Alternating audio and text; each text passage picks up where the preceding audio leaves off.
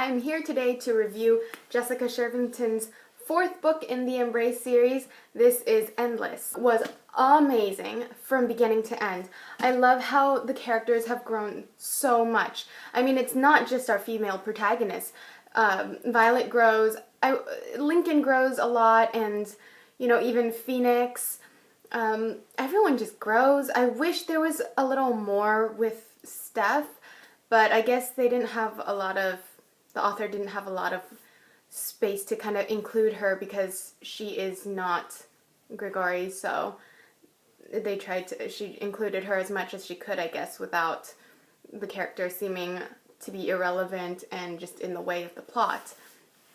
If you guys read the third book, you remember that Evelyn comes back, Violet's mom. She was brought back, and I won't say where she's been and how she came back, but Phoenix summoned Lilith, and then Evelyn shows up too, and she was the only one in history who was able to take out Lilith, so it's a good thing that she's around because she can guide Violet and the gang. Most of the book, Violet treats her mother pretty coldly.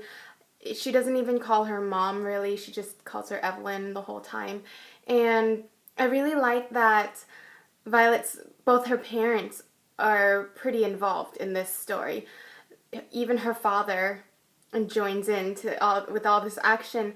And I really like there's this one scene where Lincoln stands up to Violet's father. Usually the boyfriend is kind of like, yes sir, no sir, I understand. But no, Lincoln was a real man here. He stood up to him because he was not treating his daughter fairly. He was not very nice to her, and Lincoln, being her knight in shining armor, he comes to her rescue, and he was just fearless, and he did everything he could in this book. I like that Lincoln loses control a lot more in this book. It just makes him seem so much more rugged and real. He's always the one in control, and you know, standing up to Violet's father came from his anger toward what had happened, what the father did, and also he loses control over his feelings for Violet.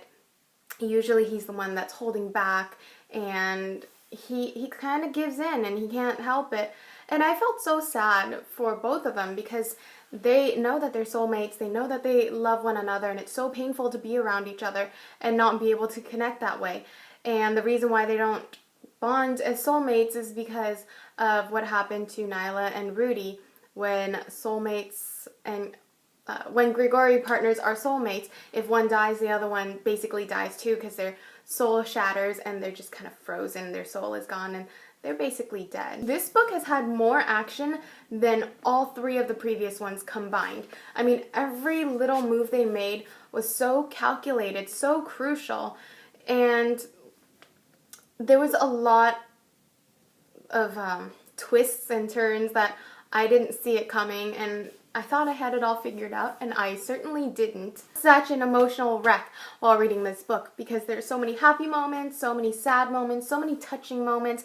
It's just overwhelming, like a blast of emotions, like if a bomb went off and all the emotions were set off at once. Okay, maybe not, but you know what I mean. It's just like, it was that good. So if you have not read this book, I highly recommend it. Don't give up on the series because the third book, it wasn't as interesting, in my opinion. Don't give up on it because it's a really good book.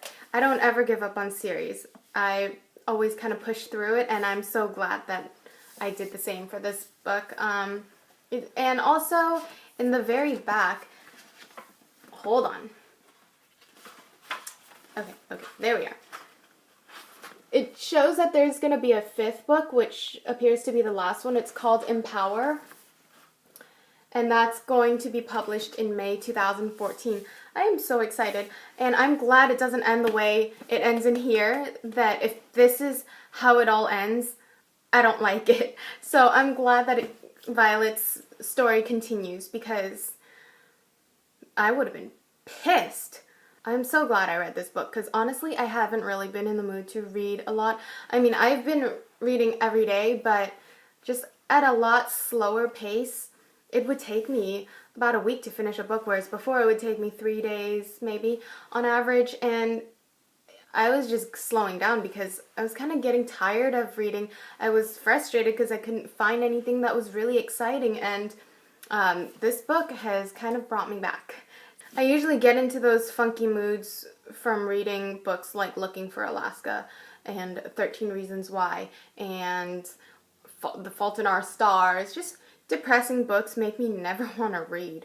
So, I mean, this book, like I said, was all full of emotions, and there were some depressing parts, but, you know, it's fantasy. It's very well written. It's not that realistic life sucks kind of message. So I really enjoyed it, and I recommend it to anyone who reads young adult or fantasy or anything with a fallen angel theme. It's amazing, and you will not regret it.